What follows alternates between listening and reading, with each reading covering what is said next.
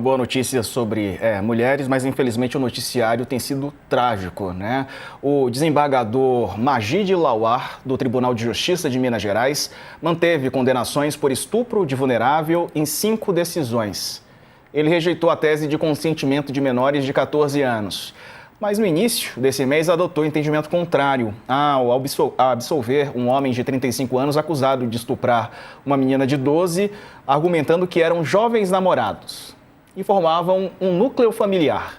Decisão que ele mudou ontem. Especialistas afirmam que não há brecha na lei para esse tipo de interpretação. Em 5 decisões analisadas pelo UOL, Lawar citou a súmula 593 do Superior Tribunal de Justiça. A súmula define que quando a vítima tem menos de 14 anos, o consentimento, o namoro ou eventual experiência sexual anterior não afastam o crime de estupro de vulnerável. Nesses casos, a posição do magistrado foi desfavorável ao réu, com manutenção da condenação ou rejeição de recursos da defesa. Mas, ao absolver um homem acusado de estuprar a menina de 12 anos, o relator usou o conceito jurídico chamado distinguishing. O mecanismo permite reconhecer decisões anteriores da Justiça, mas deixar de aplicá-las, quando o tribunal entende que o caso tem características diferentes. Quem está conosco é a antropóloga Débora Diniz. Débora, bem-vinda, boa noite, obrigado por nos atender. Que caso, né? E tem como utilizar algum entendimento diferente da lei? Claro que não, mas quero te ouvir, né? Ouvir o que a senhora tem a dizer sobre isso. Boa noite. Muito boa noite. Muito obrigada por me convidar. Eu queria talvez começar refazendo a sua pergunta, né? Ter como interpretar teve porque ele tentou. Aqui o que a nossa conversa é sobre o quanto é razoável fazer o que ele fez.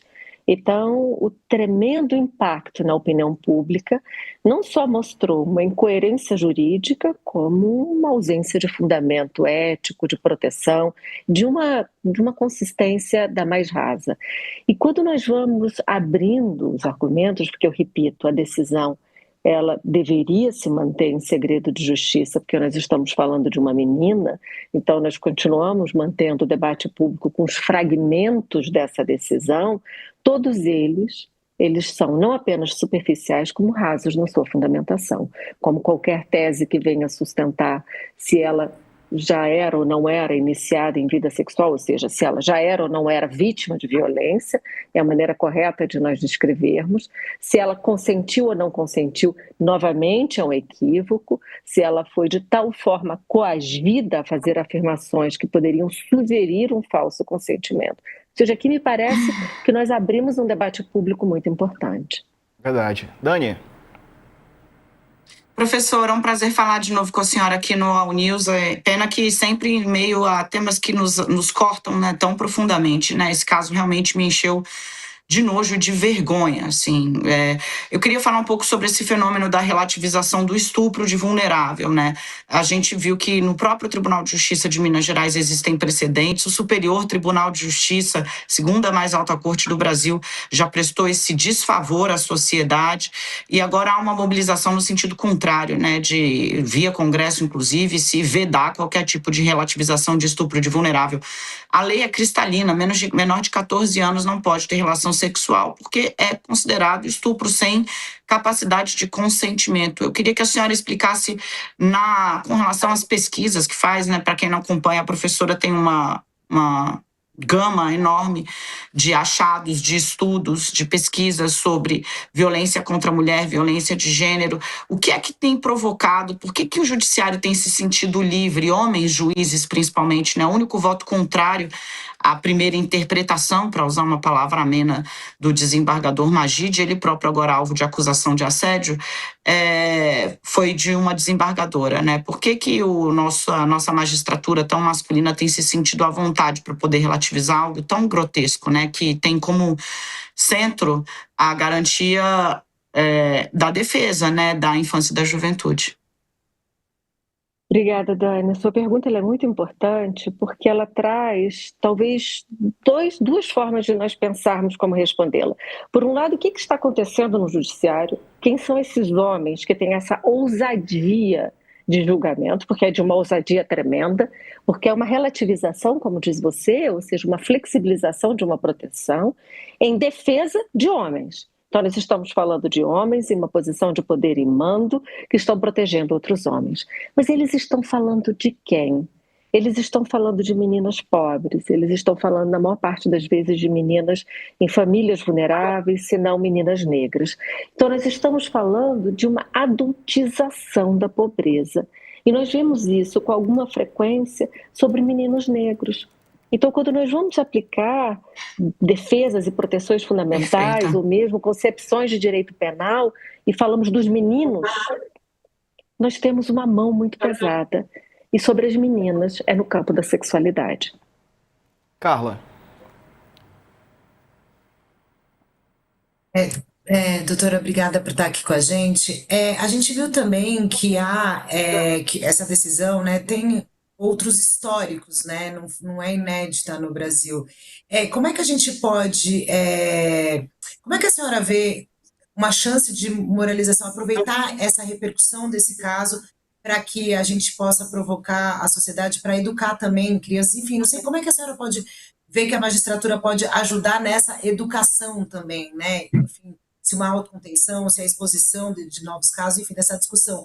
A gente teve recentemente a questão da discussão do Código de Conduta, né, por parte do Supremo Tribunal Federal. Eu não sei se esse caso está tendo tanta repercussão, se a senhora consegue ver uma chance da gente usar esses casos tão tristes para tentar ampliar o apoio, o acesso de alguma forma, enfim, melhorar esse debate, esse cenário.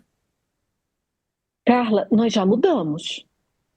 O que nós vimos com esse desembargador de reverter a sua decisão para uma decisão que pode ter muita discussão, que vai ser ele reverte o seu próprio voto em uma decisão monocrática, dizendo não, isso foi uma violência e eu mudo meu voto, é porque tem alguma coisa acontecendo. Então a conversa aqui novamente é sobre como nós devemos melhor proteger as meninas, mas também como nós vamos transformar e responsabilizar o judiciário sobre os seus atos. O que eu tendo a acreditar, e que foi uma lição muito importante, não só neste caso, mas em outros recentes, é que há uma vigilância sobre as decisões dos tribunais no que se refere às meninas e às proteções de direitos fundamentais. E essa vigilância, ela tem um poder de transformação do que eu chamei no início, de uma ousadia de homens para homens, protegendo homens. Couto. Boa noite, doutora. Esse caso chama a atenção por mil motivos, né? Um deles que me espantou é que o desembargador que deu essa sentença, inocentando o estuprador, ele agora é acusado de assédio sexual, primeiro por uma mulher, depois outra, já são quatro vítimas dele. Eu queria que a senhora explicasse um pouco como é que alguém com esse perfil pode julgar outras pessoas? Como é que se chegou a esse ponto no judiciário? Ele não deve estar fazendo isso a partir dessa semana, já faz algum tempo. Como é que o judiciário chegou a esse ponto? E o fato também de ter muito homem no julgamento desses casos e só uma mulher. Ricardo, a sua pergunta, mais do que falar do caso concreto, que nós precisamos do julgamento, das investigações para dizer, né, que se isso aconteceu, se foi assim, muito embora nós estamos ouvindo as vítimas, mas a sua pergunta é uma pergunta sobre estrutura. Indiferente a este caso, nós estamos vendo uma sequência de eventos de homens em posições de poder do judiciário, que é um espaço de ética, de moralidade, de defesa da legalidade, sendo acusados de crimes importantes de violência e de importunação contra mulheres e meninas. Então, aqui a pergunta sobre o que está acontecendo, que essa estrutura de poder garante a permanência desses homens, porque, como o senhor bem disse, esses não são casos recentes. Então, há algum pacto de silêncio e de proteção de que precisou de uma fratura dentro da opinião pública tão grande contra esses desembargadores para que casos antigos viessem à tona. Então, aqui a gente retoma uma pergunta anterior sobre a importância de código de ética na magistratura, de mecanismos de vigilância e de publicização. Então, o que eu não quero aqui ser otimista, mas eu acredito que esse caso traz sim uma fricção de que um estado de coisas, de um poder muito soberano que impõe silêncio e intimidação às vítimas, está sendo desafiado e transformado. Pois é, quero trazer uma última pergunta aqui. A gente falou bastante sobre estupro de vulnerável, mas as mulheres têm sofrido com feminicídios, né? E a Polícia Civil de São Paulo pediu hoje à Justiça a prisão preventiva do homem suspeito de matar a ex-companheira dentro de uma joalheria num shopping em São Bernardo do Campo, na Grande São Paulo. Estou falando do Cássio Henrique Zampieri, de 25 anos. Ele foi preso em flagrante, baleado por policiais depois de resistir a se entregar. Ele está no hospital sob escolta. Cássio deu entrada na unidade inconsciente, passou por uma cirurgia. Mas vamos falar o nome da vítima, que é Cibele Monteiro Alves. Ela foi morta, esfaqueada no pescoço. Segundo a polícia, o suspeito foi até a loja onde a mulher trabalhava. Suspeito não, né? Que as imagens estão aí, a gente tem a confirmação. Fez a mulher de refém até a chegada de agentes que encontraram Cibele já ferida. Cássio teria resistido a se entregar ali e libertar a mulher, né? Investigadores disseram que o ataque foi realizado com requintes extremos de crueldade e violência. Débora, não sei nem o que dizer, né? E ela tinha boletins de ocorrência abertos, né? Mas isso não foi suficiente para evitar esse crime, né? Bárbaro. E aqui nós não podemos esquecer que Cibele morreu com muito medo, morreu, como você bem descreveu, com requinte de crueldade, sobre um regime de tortura publicizado. Ela estava dentro de mecanismos de proteção, em equipamentos de tentativa de protegê-la. Então, o feminicídio ele é o fim de uma linha de mulheres que atravessaram processos de intenso sofrimento. Então, quando nós vemos os números de feminicídio, e algumas pessoas vão dizer, ora, mas não são tantas assim. É claro que são muitas. São mortes evitáveis e mortes de mulheres matadas em relações afetivas, amorosas, familiares. E elas são matadas com publicidade. É no trabalho dela. É matá-la com tortura.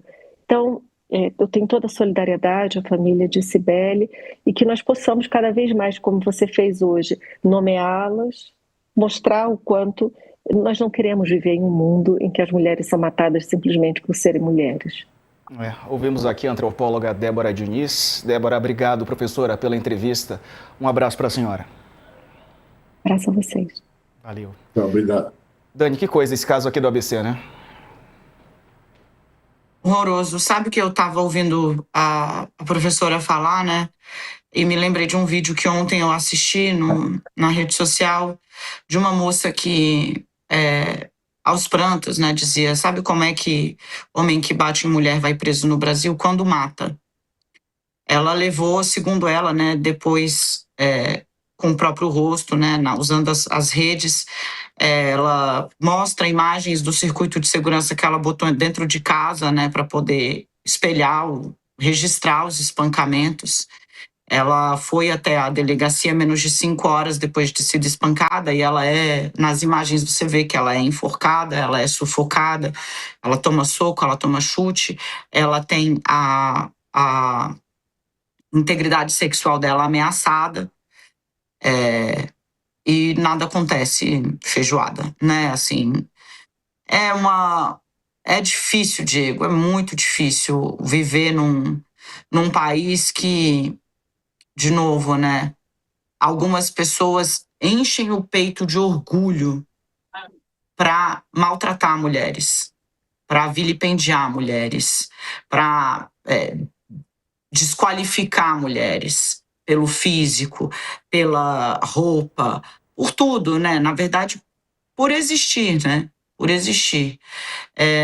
Então, assim, eu fico pensando o quanto a gente ainda não tem de evoluir enquanto sociedade mesmo, sabe? Porque a gente vive num país onde ainda precisa explicar para as pessoas que feminismo não é assim querer obrigar todo mundo a não depilar o sovaco, sabe? Porque vira isso. É busca por igualdade de direitos e deveres. Deveres nós já temos iguais. As mulheres são a maioria de chefes de lares no Brasil. As mulheres, hoje, contribuem com mais renda em suas casas, né, em suas famílias, do que os homens, porque os homens muitas vezes abandonam suas famílias. Certo? Então, o peso hoje, as mulheres fazem dupla jornada, estão aí discutindo 6-1 para homem. Porque aqui em casa, meu bem, se não sou eu para lavar a roupa e a louça, não é ninguém. Então, assim, eu fico pensando o quanto a gente ainda tem que evoluir como sociedade. Eu estava Fui agora pular meu... Desculpa, gente, fazer só esse fecho aqui, aí vou me embora. Eu fui pela primeira vez, né, no carnaval, a gente estava conversando sobre isso, né? E postei uma foto que eu achei muito bonita. Fui a um show no Pelourinho e tal, e veio um senhor, né, conservador, defensor da família e dos bons comportamentos, comentar essa foto falando piranha. Eu falei, gente, que coisa, né? Como essa gente se sente livre para aviltar, para agredir, para ofender, né? Mulheres, porque, não sei, porque eu existo e porque eu posso pagar para estar ao lado dos meus amigos e desfrutar de bons momentos com eles. Inclusive, nós já combinamos, Sarza, no ano que vem. Você vai ser deste time aí, do meu lado. Iremos. Minha solidariedade a Dani, a Carla, todas as mulheres. Eles já passaram, meu amor, a gente passarinho. É isso aí, maravilhosa.